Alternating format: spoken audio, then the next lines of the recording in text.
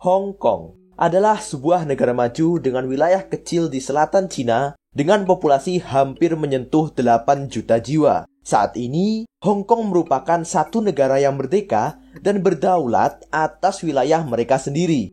Tapi, 24 tahun yang lalu, Hong Kong merupakan bagian dari kerajaan Inggris. Dan 26 tahun lagi, Hong Kong akan menjadi bagian dari negara Cina. Jadi, mengapa bisa seperti itu? Dan bagaimana sejarah dari semua ini? Pada awalnya, Hong Kong memang merupakan wilayah yang seutuhnya dimiliki oleh Cina. Perpindahan tangan baru terjadi sekitar tahun 1800-an. Ada 3 perjanjian yang meliputi Perjanjian Nanking pada tahun 1842 untuk wilayah Pulau Hong Kong. Lalu Konvensi Peking pada tahun 1860 untuk wilayah Kowloon. Dan Konvensi Penambahan Teritori Hong Kong pada tahun 1898 untuk menjadikan Hong Kong sepenuhnya dimiliki oleh Kerajaan Inggris.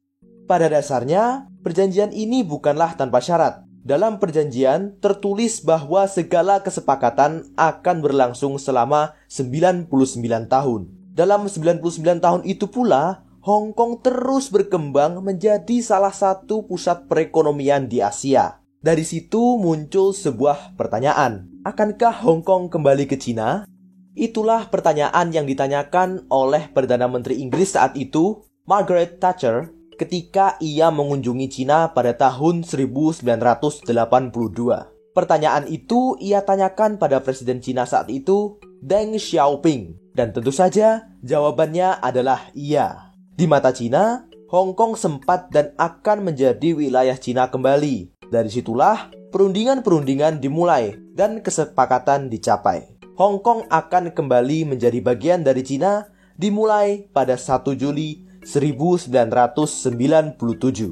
Dari sanalah Hong Kong memiliki waktu 12 tahun untuk menyiapkan pemindahan mereka. Pemindahan kedaulatan Hong Kong dari Inggris ke Cina merupakan suatu kejadian yang fenomenal. Lalu fakta bahwa ini merupakan satu-satunya pemindahan teritori negara kapitalis kepada negara komunis menjadikannya semakin menarik.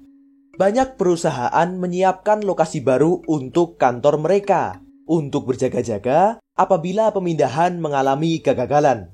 Paspor baru pun dibuat selama masa transisi, khususnya untuk warga Hong Kong. Hal-hal kecil lainnya seperti bendera Hong Kong, nama dan logo lembaga negara, hingga kotak pos pun diganti dengan mengurangi simbol atau nama-nama yang berhubungan dengan kerajaan Inggris.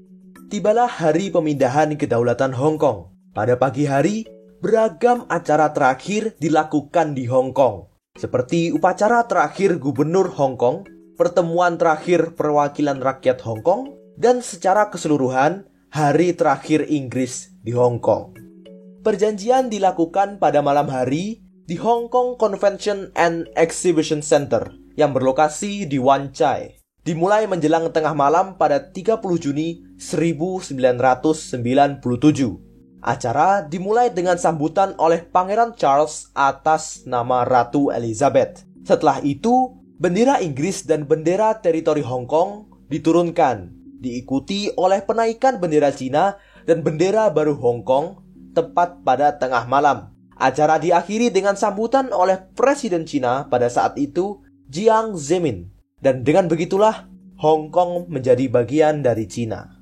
Hingga saat ini, Hong Kong masih diberikan waktu oleh Cina hingga tahun 2047 untuk menjalani masa transisinya. Memang untuk saat ini, Hong Kong merupakan negara yang berdaulat dengan menjalankan satu negara dengan 2 sistem. Namun, dengan segala ketegangan yang akhir-akhir ini terjadi di Hong Kong, akan sangat menarik melihat bagaimana Hong Kong akan berakhir ke depannya nanti.